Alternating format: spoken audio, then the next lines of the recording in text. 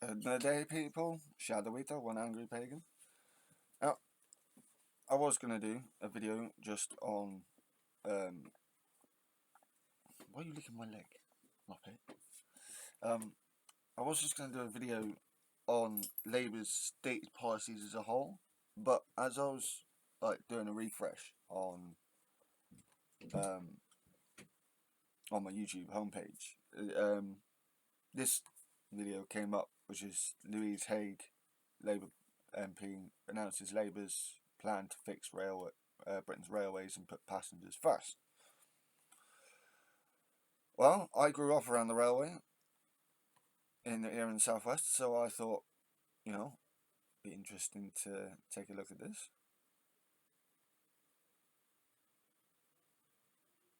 Give my reaction to it. Again, I'll probably do a proper full video about all of Labour's stated policy aims and stuff, and where they've backtracked on some and had to bring bring the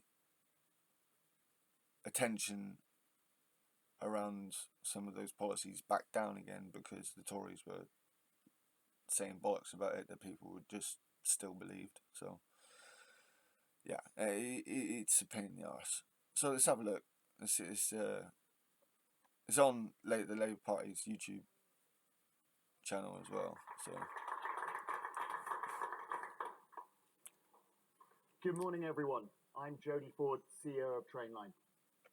As a homegrown UK tech business that has scaled beyond domestic borders into Europe, our mission is to make train travel easier and more accessible, encouraging people to choose environmentally sustainable rail. We are proud to be recognised as an example of the innovation and value that customers want. The power and potential of rail to drive economic growth into all parts of our communities and meet environmental goals is significant. I truly believe the best of rail is yet to come in this country, which is why now is such an important time for the industry. I am pleased to welcome Shadow Secretary of State for Transport, Louise Haigh, who will set out Labour's policy for rail. To be fair, I don't know much about Louise Haigh. If anyone can tell me more about her in the comments down below, please let me know. I've seen some of her in the past, but not enough to say whether or not I'm impressed or not impressed by her at all. So, Louise. Let's hear what she's got to say about this. Wow, that's a green jacket. I'll put the link to this in the description. Much, Jody, for your introduction and for hosting us today here at Trainline. The last few years have certainly been. Gotta admit, she comes across a bit like a teacher at the beginning of secondary school. A little bit like, oh, look at you kids, look at all you new faces. Interesting ones for transport in this country, from HS2 chaos to our Transport Secretary parroting bizarre 15-minute conspiracy theories at last year's Tory Party conference. You could call the government's transport agenda many things, and I have called it many things, but one thing it is not. Like shit, bollocks, almost non-existent. Is boring. And we are all here today because we are passionate about transport and the people it serves. And all too often people are lost when we discuss transport policy. But there is a reason.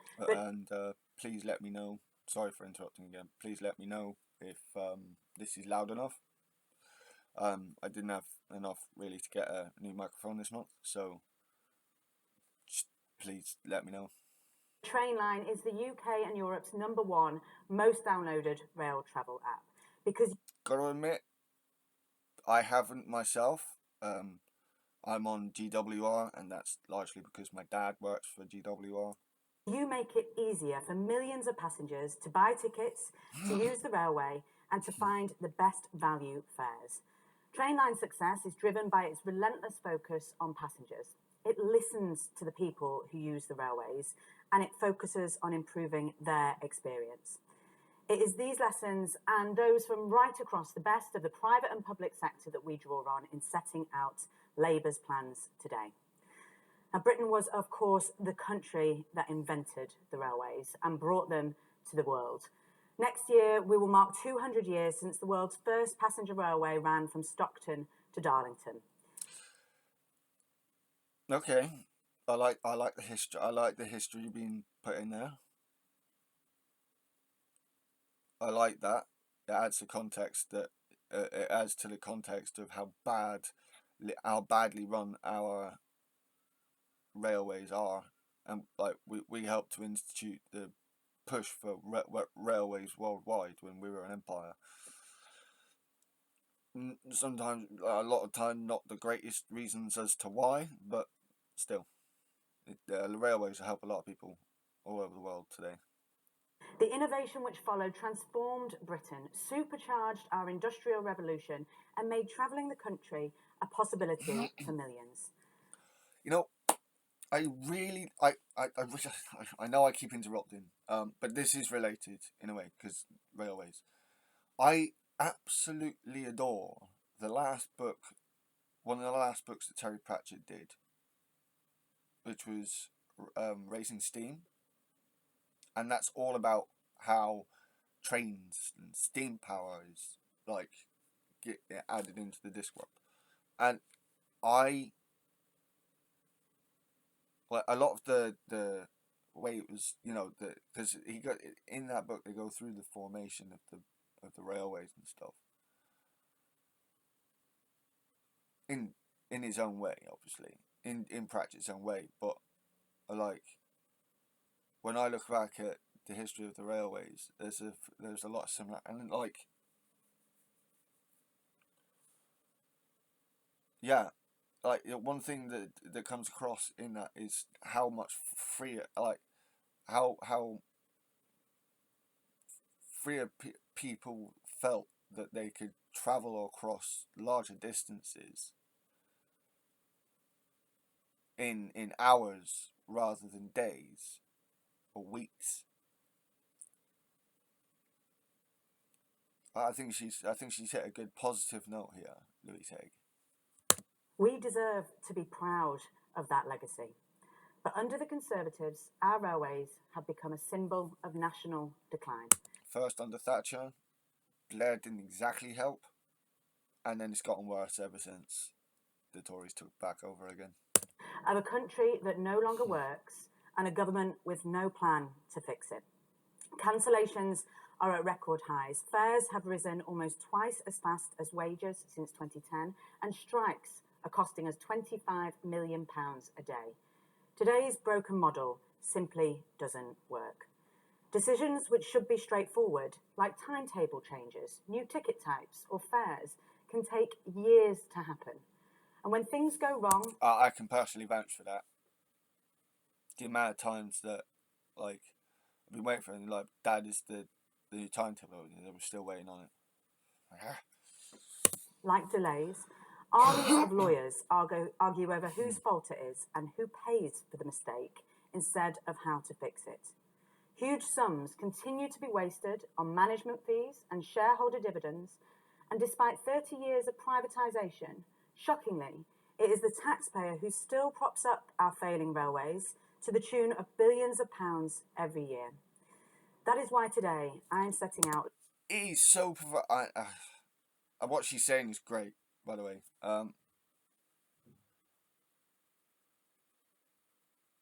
Obviously, we haven't gotten to solutions yet, but what she's saying so far, I'm liking what I'm hearing.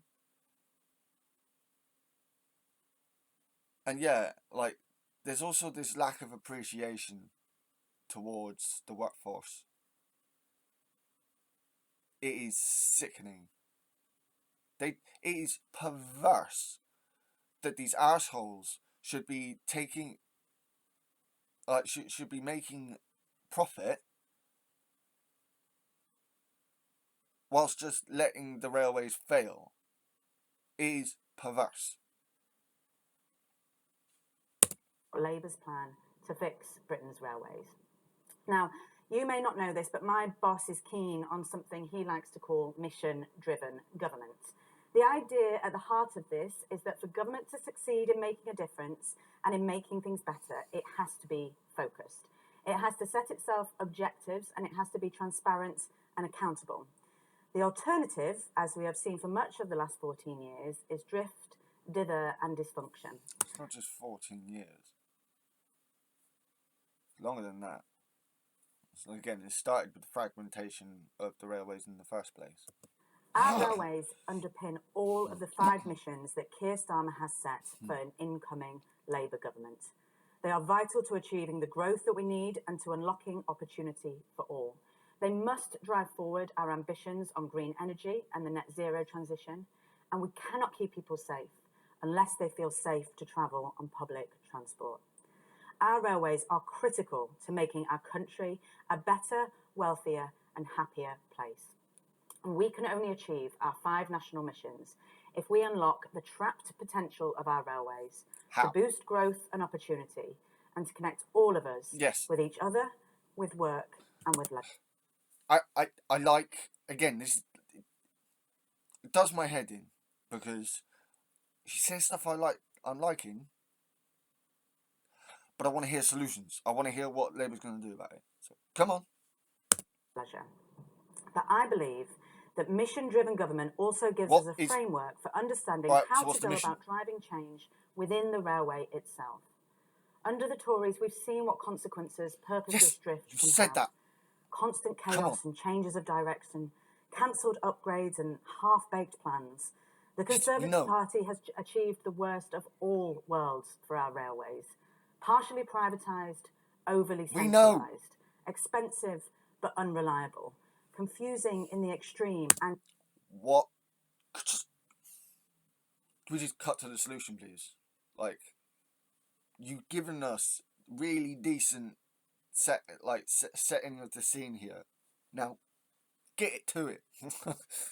and shamefully unaccountable, and it is passengers who always pay the price. Stranded at a station in the middle of the night when their train is cancelled, crammed into overcrowded and unpleasant trains with broken toilets and dirty carriages, unable to work as they travel because there's no Wi-Fi connection. And they pay through the nose to prop up this fake... I've got to admit, like, down here, doesn't seem to be as bad as it is up there. System with huge amounts wasted every year through inefficiencies and fragmentation. Unlike most privatisations, that of the railways has never become publicly accepted because its failings have remained all too obvious. The fragmentation of the network has made it more confusing for passengers and more difficult and expensive to perform the essentially collaborative task of running trains on time. Yeah, come on. Those aren't my words. They're the words of Grant Shapps. Remember him? We've already had Keith Williams, the government's independent... All right. I still want to fucking get on with it, but I did like the dig. Reviewer of Rail endorsing our plans today, so I wouldn't rule out Grant Shapps or perhaps one of his aliases endorsing us by tea time. Again, get on with it, but nice dig. Now, when Keir asked me to take on this role and to plan for how we will fix Britain's railways, I set myself an exam question. Not how do I achieve an ideological outcome, but how do I place passengers back at the heart of how our railways are run? That is my mission. And it is the delivery of that mission, a railway network that is relentlessly focused on the passenger interests that underpins the policies I am launching today.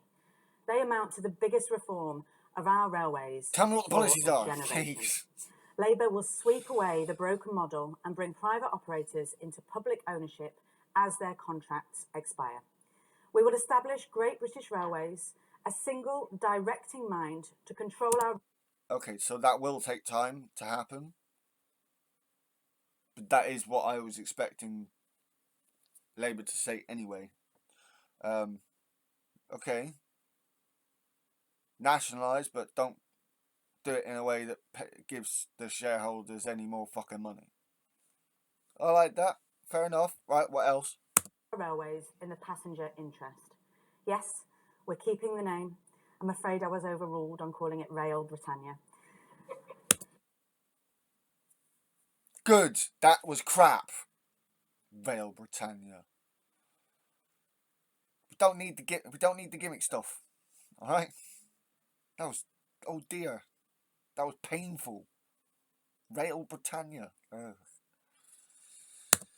And if I am Secretary of State, I won't be running the railways day to day, but I will act as the passenger in chief, setting the strategy and objectives for Great British Railways and holding it to I like that. Passenger in chief. Okay. account on behalf of passengers and everywhere. But unlike current ministers, I will trust the experts. Experts who don't just come from the rail. That is going to be one big change from how government is run now to how government is going to be run with the Labour Party or any other party, is that the Tories hate the experts because the experts are always proven them fucking wrong.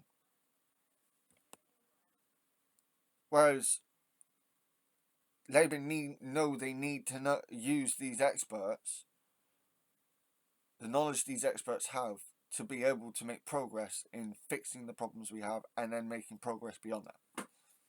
Sector, because we all know it can sometimes be a little inward looking, but external experts in providing exceptional customer service. We will deliver simplified fares and ticketing, a best fare guarantee across the network, as Trainline has already managed to achieve, and we will roll out the kinds of innovations that you have trialled here, digital season tickets and automatic delay repay, so that they are available to all passengers. And we will create a tough new passenger watchdog that will hold Great British Railways to account on behalf of the passenger, both on performance. Okay. I like the sound of that. I need to see details to see if that watchdog will actually have fucking teeth. If it does, I'm all for it. And on the quality of the service they provide, because we believe that customer experience matters, and it matters to growing our railways. Now, I know what some are going to say. Same old Labour, always calling for public ownership. But yeah, because it's what's needed. The truth of the matter is that neither the passenger nor the taxpayer can afford for things to continue like this, throwing good money after bad at a system that simply isn't delivering. And as part of our new approach, we will reset industrial relations on the railways, which have hit a new low under this government, who have continuously and deliberately provoked these disputes. Labour will take a consciously different approach. We will see our workforce as an asset rather than a liability. We will work with them, and where there are disagreements, we will get around the table and we will work them out. Now, there are two stages to the reforms I am setting out today. Step one is urgent action we will take immediately if we enter office. We will instruct the Department for Transport, Network Rail, the Rail Delivery Group and the operator of last resort to work together from day one to create a shadow Great British Railways. This will... Okay. Interesting.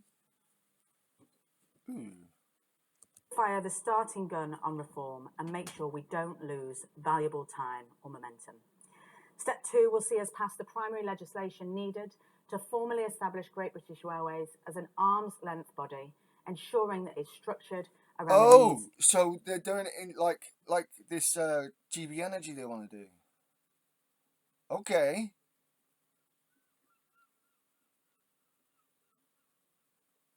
Again, there's going to be the questions of how do you pay for it and whatnot, but if they do this, I'm liking what I'm hearing. If they do this, I really hope they do this. Of passengers and freight. Every 5 years, the Secretary of State will issue a long-term strategy which will set out how the railway must deliver against clear passenger objectives. And Great British Railways will be incentivised to grow the number of people using rail and the revenues from it. And importantly, it will provide the clarity and certainty of outlook that the sector has been missing for so long. That will help address the boom and bust cycle our rail manufacturers like Alstom and Hitachi in Derby and the North East have been left in by this government, which has failed to set out a clear pipeline of rail investments for years. Okay. And to reassure both voters who worry that a railway run in their interests will cost too much, and to reassure beloved colleagues in the Shadow Treasury team, these fully costed proposals will save the taxpayer money through efficiencies delivered by eliminating duplicate costs across the network. Oh, yes, I completely forgot about that kind of thing. Quite often when politicians talk about efficiency savings, the first thing that comes to many of people like me on the left to mind is great, more austerity. But what they're planning to do with efficiency savings is, like she said there, and cut out a lot of these private contractors and stuff. I mean, give me an argument. Again, comments. Is an entirely new approach to our railways, and consciously so. There is no future in simply reinventing the past, and there is no hope if we remain wedded to the current mess. This is our plan to put our railways back on track, to put passengers at the heart of our railways and to hold the railway to account, to make travelling by train accessible and reliable again, and to cut the waste and the short-termism that has characterised the last 14 years of dysfunction. It isn't going to be easy, and it will take hard graft, but it will be my mission to get us to the right destination and to deliver for the great British passenger. Thank you.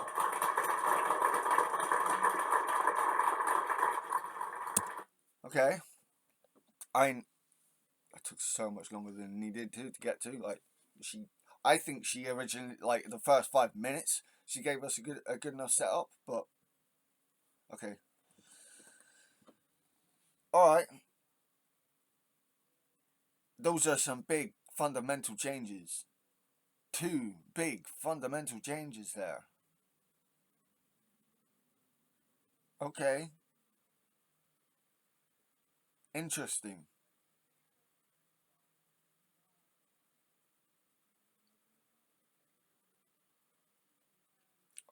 I'm gonna ask a few people,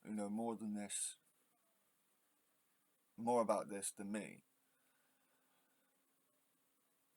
But this sounds good. Like, again, I grew up around the railways, and you know, I I'd be interested to see what people think of this. I like this. This is actually progressive.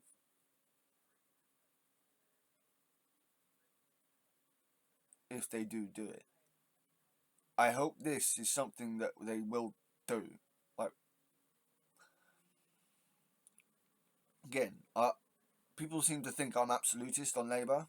I may be a Labour Party member, but that doesn't mean that I take everything they say as gospel, as the Christians would put it. I don't.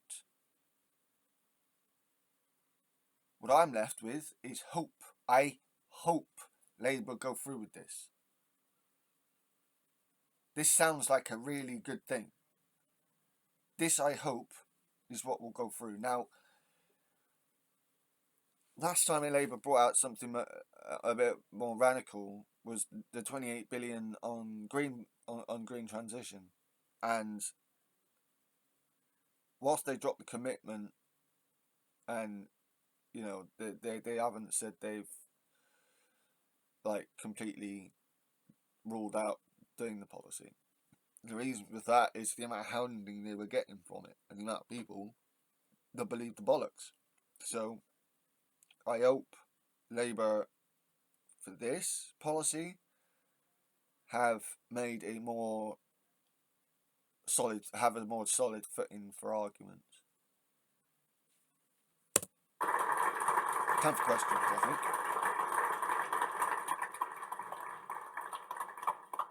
thank you very much, everyone. I believe we've got some questions from the press. I have got a hard deadline, and my team are going to signal when I need to go because I do need to catch a train. But we'll start with Sam Coates from Sky. How are you going to make sure that you don't end up falling into the same old trap as British Railways, where effectively, to get train upgrades, you are competing for cash with schools and hospitals, and given money's going to be very tight, aren't the trains going to actually be a lower priority? Thanks. Well, obviously, we are in a very constrained public spending environment. There is no doubt about that.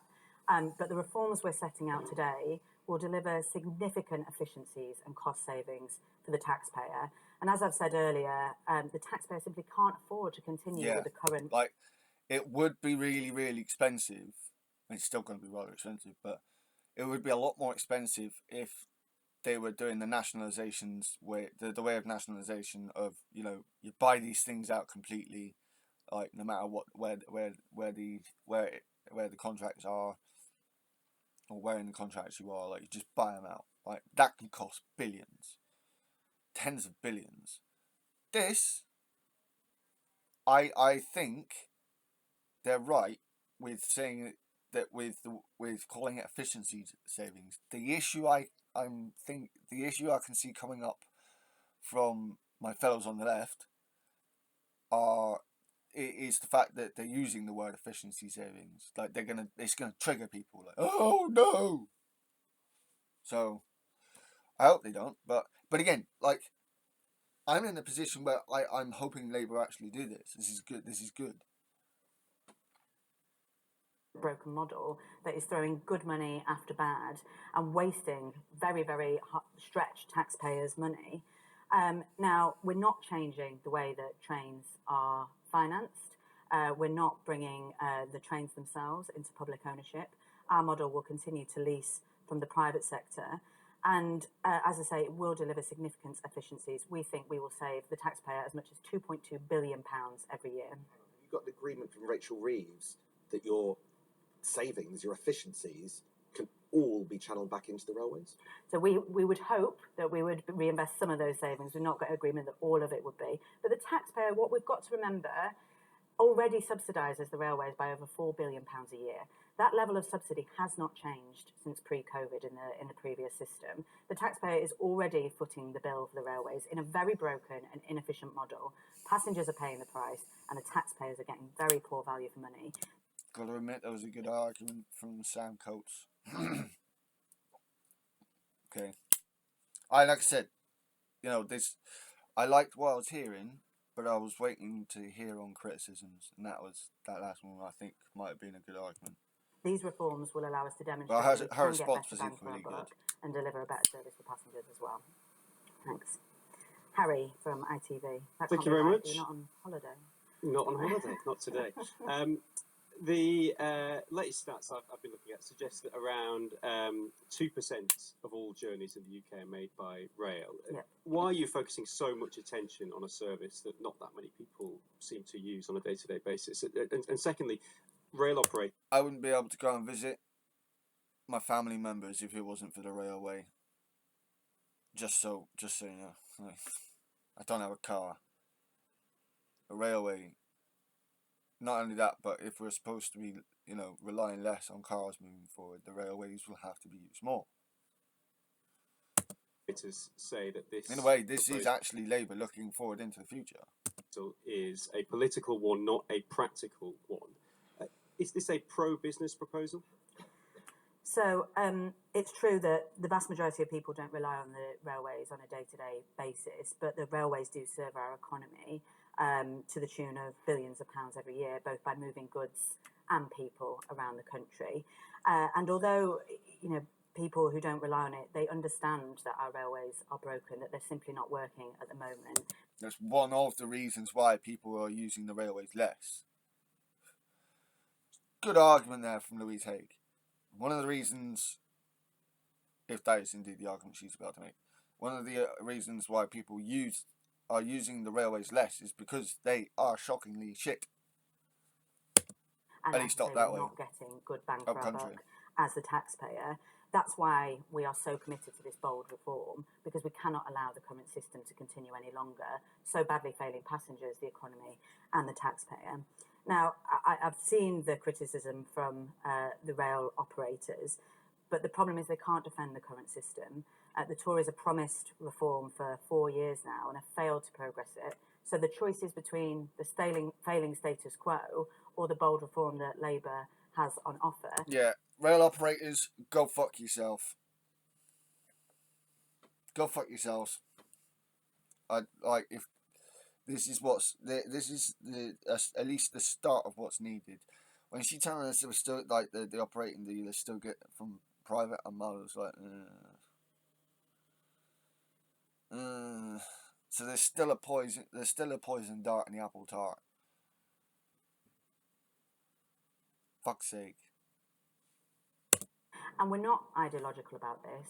We are encouraging working with the private sector, both through open access, with freight, and in the wider supply chain, which is why these plans today have encouraged endorsement from a really wide range of industry experts, including Keith Williams, who was the architect of the Tories' reforms. Thank you. Jennifer from the BBC.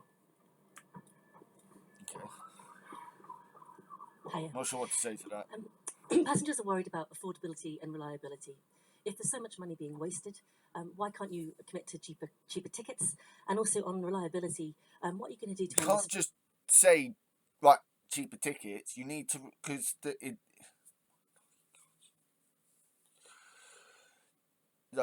sorry, I'll let it carry on. Can you commit to improving pay and conditions? Thank you. So I can't today set out that we will lower fares, not least because they are incredibly complex and the regulation needs reform as well. But we have said that we will simplify them, that will make them more accessible, more transparent and more trustworthy for passengers. At the moment, passengers have to contend with a Not only that, but train ticket, like the price of train tickets is largely because of all these private companies and the amount of shit that's not been done. So the maintenance has been done and is supposedly having to be paid for. So the prices go up. It's ridiculous, despite the fact these people still get millions in fucking profit. Anyway, with a lot of these efficiency savings that Louise Haigh was talking about, that could if the Treasury, I really hope Rachel Reeves doesn't fucking cause too much of an argument about this, but if we can put that money back into the railway, that in and of itself over time will bring the tickets down, surely. Array of Again, different types if you've got any arguments, please put a comment. Of tickets and fares, and it means they simply don't trust that they're getting the best value for the journey. And that's why we have things like split save. That means that you have to buy different components of the journey in order to get better value. We will deliver a best fare. What? Gotta admit, never done that. Never had to do that. What the fuck is that? That's alien to me. Guarantee so that people can always trust that they're getting the lowest fare for their journey, just as people currently experience with Transport for London when they tap in and tap out of the system. And obviously our ambition would be to make fares far more affordable, but we really think that one of the things that's keeping passengers off the railways at the moment is the fact that they simply don't trust or understand the way fares are modelled, and that's why simplification is our first priority. Fraser from LBC. Thank you. You say this will be a gradual approach within 5 years as contracts expire. Is that then fair to say that it would be a second Labour term before we can see any real change, where all of the system... Probably. A lot of the changes that Labour are going to have to make, well, you will see the effects of them towards the end of the first Parliament and into the second. You can't expect immediate results from these changes. Sorry, it's just given the amount of damage that's been done, you cannot expect that reasonably. System is joined up, as you say. Thank you. So we have a very clear plan to deliver these reforms within the first Labour term. Every single one of the remaining private operators, and there are 10 that aren't currently under public ownership under the operator of last resort, either their full contract expires or their core term comes to an end within the first term of a Labour government. So we'll commit to legislation to establish Great British Railways, and all those operations will be folded into Great British Railways well within the first term. But as I said, our plans are twofold, and from day one, we'll be bringing every partner together under a strategic partnership, a shadow Great British Railways, to start delivering a reform. Because we believe, and many in the industry believe, So that the Labour are thinking about trying to be proactive about this. Okay, I'd like to see what these operators have got to say about it, like the ones that seem to be on board with it. Yeah, interesting. current government have been hiding behind the fact that they've not legislated to say that improvements can't be made. We believe that we can drive basic improvements from day one, and that customers will start to begin to see improvements very early on in a Labour government. Catherine from GB News. Thank you. This is obviously a big announcement. The other thing I like, right, because I noticed with the Tories that their press conferences is absolutely hilarious. Like, you'll notice that the people that the Tories pick first are like, the GB News and Telegraph and stuff like that. Whereas I noticed with especially Louise Haigh and other Labour conferences that I've watched, that they pick like Sky News and BBC and LBC before they go anywhere near the right-wing fucking bullshit rags. Sir Keir Starmer, when he became leader, obviously had plans to nationalise utilities as well. Is this going to be the one thing that gets nationalised? Might you be tempted to nationalise water, given the unbelievable state of affairs at Thames Water, the leaks, sewage, etc.? Thank you. Well, I think what the plans today and other plans that we've set out in areas shows that where the settlement isn't working, we're prepared to take the tough action that is needed. We have, as I had set out, ironclad, and Rachel Reeves has repeatedly said, ironclad fiscal rules. And these reforms are within them because we won't have to pay compensation when the railway operations contracts expire. Water is a different settlement because we would have to nationalise the business, and it could cost the taxpayer billions of pounds. And in the constrained fiscal environment, we don't think that's immediately the right priority. Instead, we would set out plans for regulation and for tough legislation, criminal sanctions on water directors who dump sewage in our waters, and regulation to ensure that they invest in infrastructure, and it's the water companies that pay the price, not consumers. But we also have plans for publicly owned Great British Energy to act as a challenger to the energy market as well. So I think what these plans and wider reforms demonstrate is that where it's the pragmatic and right thing to do, both for users and the taxpayer, we will take those steps, but we're not ideological about it. Gareth from... Like, that again, like, she'd already stated from a previous, I think it was a BBC question, where this isn't ideological. This isn't like, oh, Labour is socialist, they're going to do all the socialist things. I mean, obviously would, but still. This is what's needed. Bringing energy under, some kind of public ownership. Bringing the railways back under public ownership. Like, this is what's needed. From the Telegraph. Good morning, thank you. Yeah, you've spoken quite a bit about simplifying fares, making it more digital, introducing automatic delay repay refunds and a best price guarantee similar to how the TfL Oyster card system works. This is all very digital heavy and is going to rely on apps and digital technology. Yet there are still tens of millions of people who choose to buy railway tickets in paper form, older people who may not necessarily be comfortable using modern smartphone apps. How are these systems going to work for those who aren't using all these fancy down digital technologies? To be fair, it's a good question, because often I prefer to buy my ticket at the ticket office. Always have done.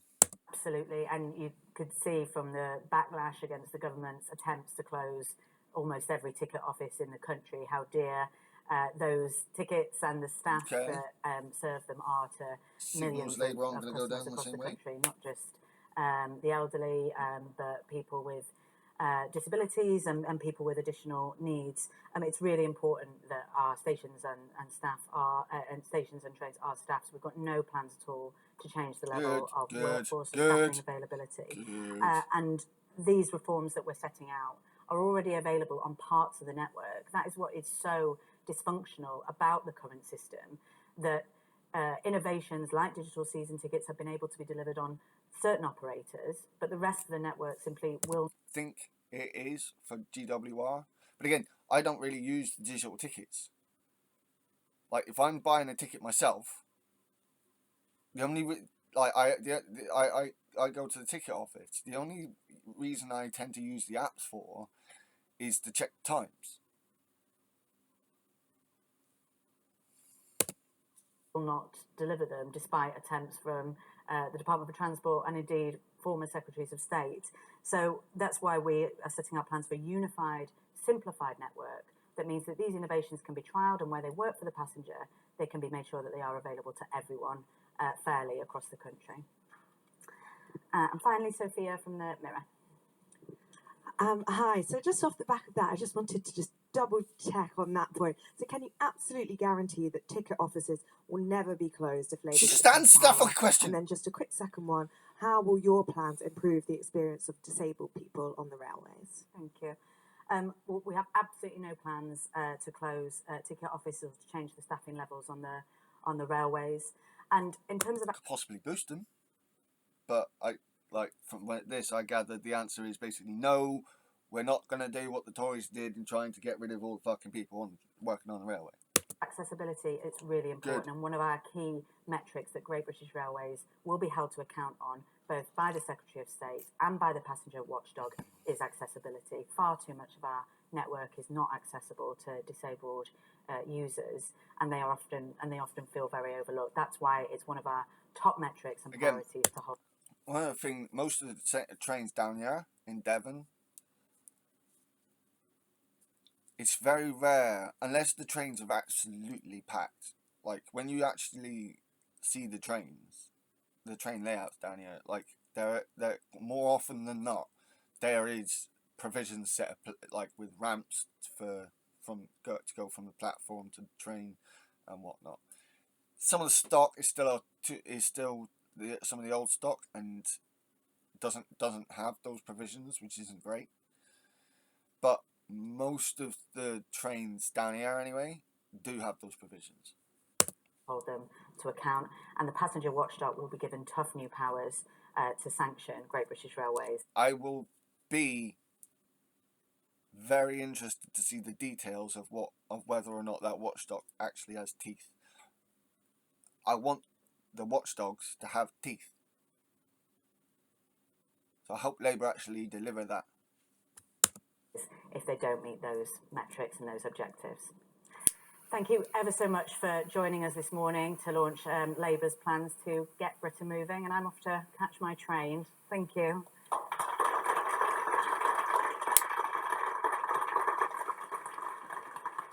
Okay, so that's the end of that. What do I think of it? I'm quite buzzed about it, to be honest. Now, I'm still a bit like there's that poison dart in the apple tart, as I said before, despite the fact I don't like apple tarts, but fair enough, whatever. That poison dart is them saying they're not changing the private companies or whatever. I'm going to have to see how that works. I'm going to have to see the more details on how that's supposed to work. But by and large, I like what I hear here. Yeah, I like what I'm hearing, what I've heard from this. It's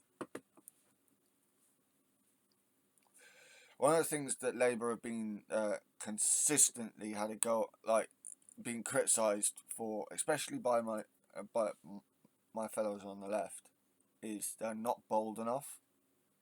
Like, a lot of these policies are not bold enough, or at least not obviously bold enough. And when they do, they backtrack, or they seem to backtrack on their bolder policies when they get pushed on them by the media. Not great.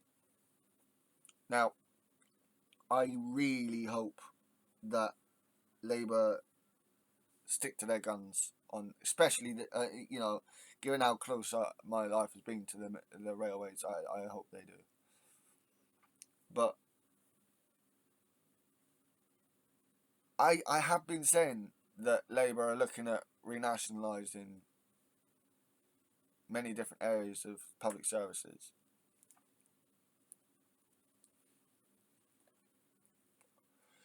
They're looking at two major reforms here, and again, I want to see. I will want to see the details,